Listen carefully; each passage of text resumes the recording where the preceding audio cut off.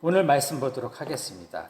오늘 말씀은 사도행전 19장 13절부터 20절까지의 말씀입니다. 사도행전 19장 13절부터 20절까지의 말씀입니다. 사도행전 19장 13절부터 20절 한 절씩 교독하도록 하겠습니다. 제가 먼저 읽겠습니다. 이에 돌아다니며 마수라는 어떤 유대인들이 시험 삼아 악귀 들린 자들에게 주 예수의 이름을 불러 말하되 내가 바울이 전파하는 예수를 의지하여 너희에게 명하노라 하더라.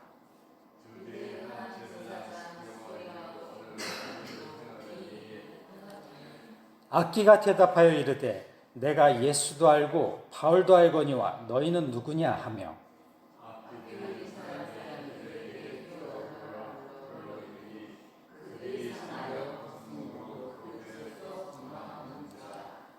에베소에 사는 유대인과 헬라인들이 다 이 일을 알고 두려워하며 주 예수의 이름을 높이고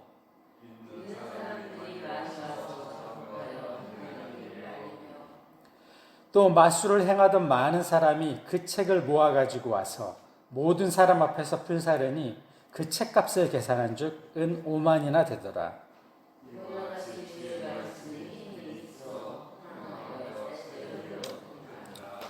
아멘. 사도행전은 예수 그리스도가 승천한 이후 사도들의 행적을 기록한 책입니다.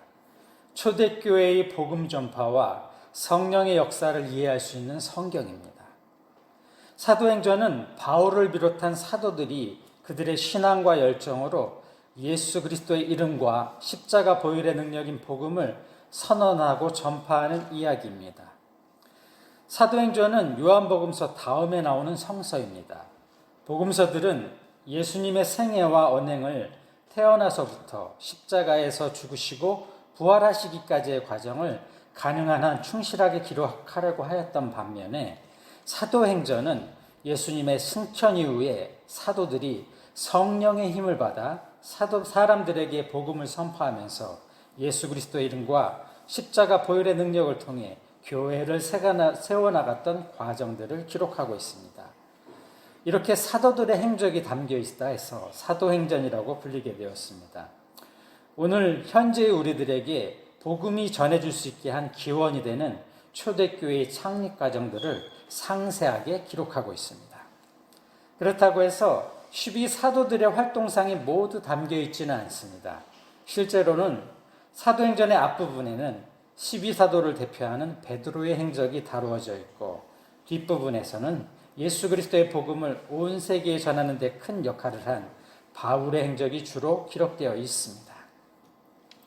예수님의 부활과 승천 이후 교회가 어떻게 만들어지고 성장했는지 알려주고자 하는 목적으로 쓰여졌습니다. 당시에는 이교적인 가르침을 바탕으로 한 기록들이 많이 통용되고 있었기 때문에 교회의 올바른 가르침을 전파하고 있는 사도들의 행적과 예수 그리스도의 이름과 십자가 보혈의 능력을 기록하고 가르칠 필요가 있었던 것입니다.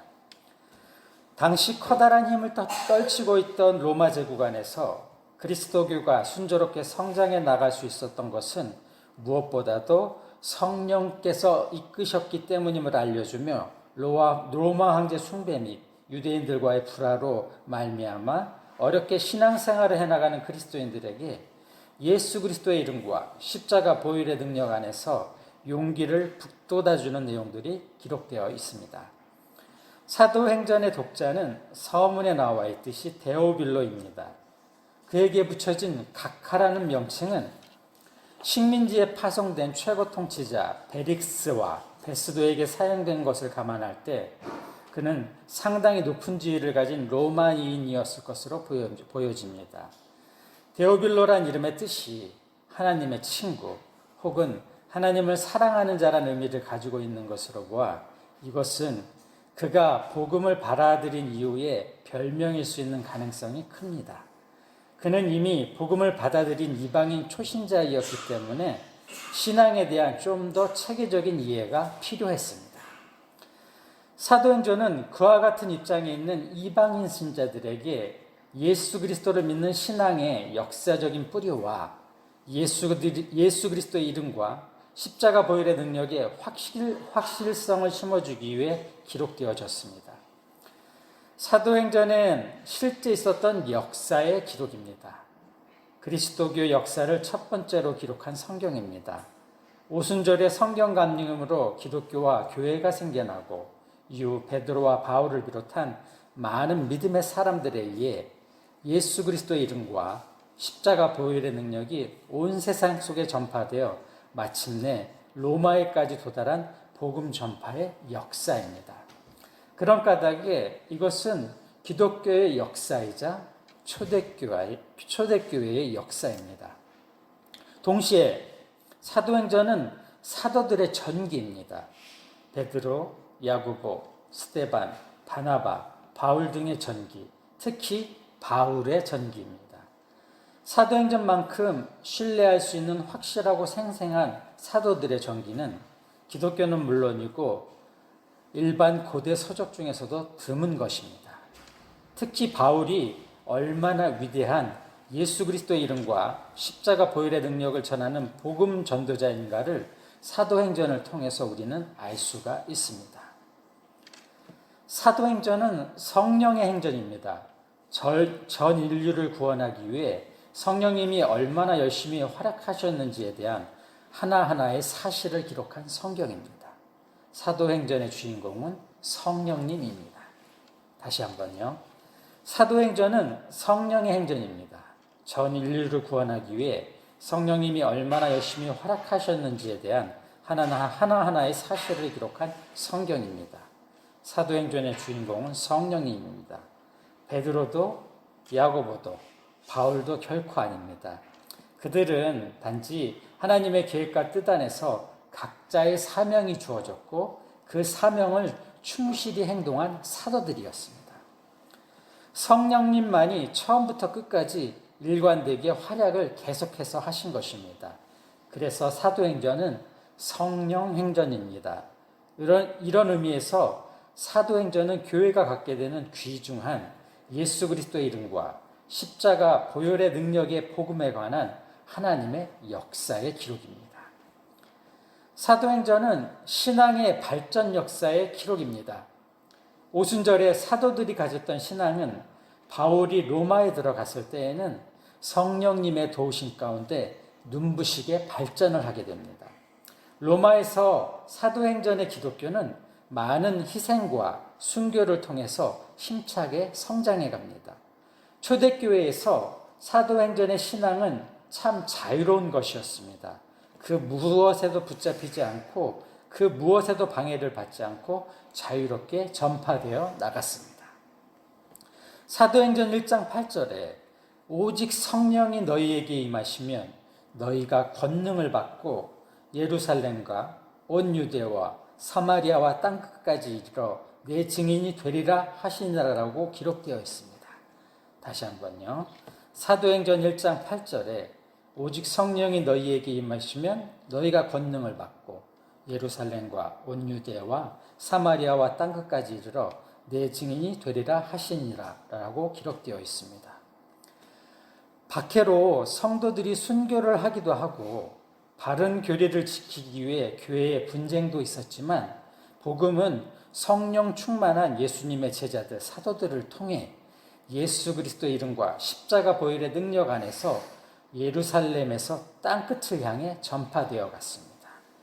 그리고 고난 가운데도 복음을 전하는 현장에서의 성령 충만한 바울의 모습으로서 사도행전은 끝을 맺고 있습니다. 사도행전에 기록되어 있는 바울의 선교 과정은 다음과 같습니다. 총 3차의 과정과 로마 입성의 과정들이 기록되어 있습니다. 바울의 1차 선교 여행은 사도행전 13장에서부터 14장에 거쳐서 기록이 되어 있고요. 바울의 2차 선교 여행은 15장 39절에서부터 18장 22절까지 기록되어 있고요. 바울의 3차 선교 여행은 18장 23절에서부터 21장 17절까지 기록되어 있습니다.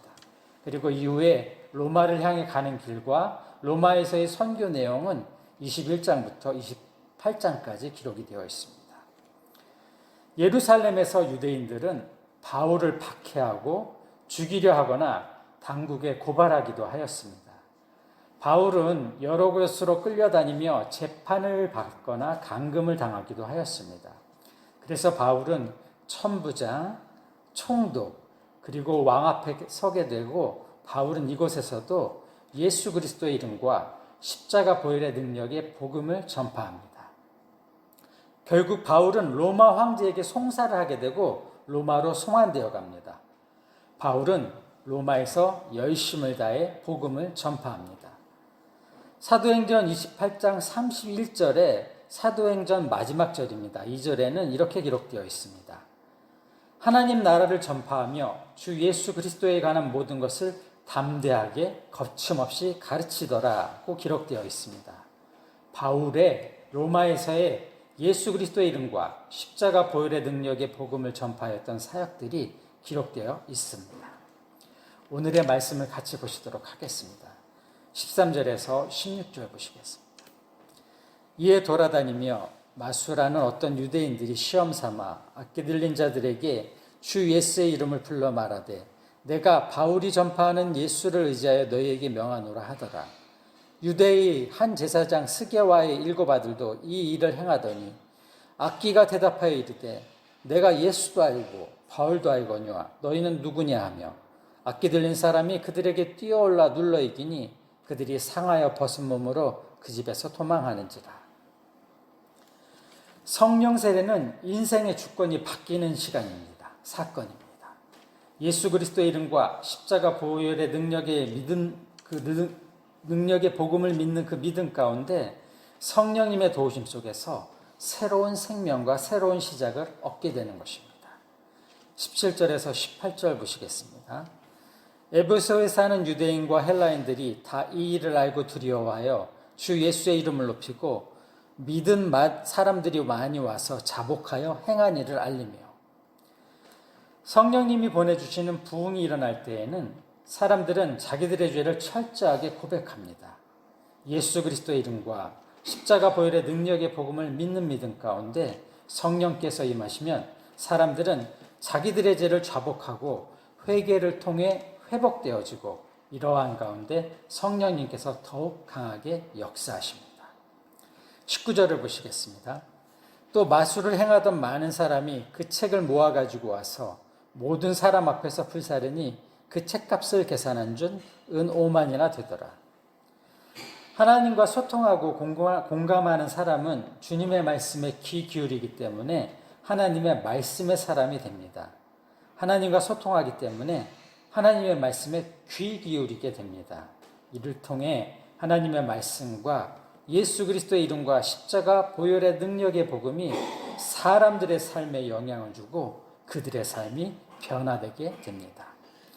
20절을 보시겠습니다. 이와 같이 주의 말씀이 힘이 있어 흥왕하여 세력을 얻으니라.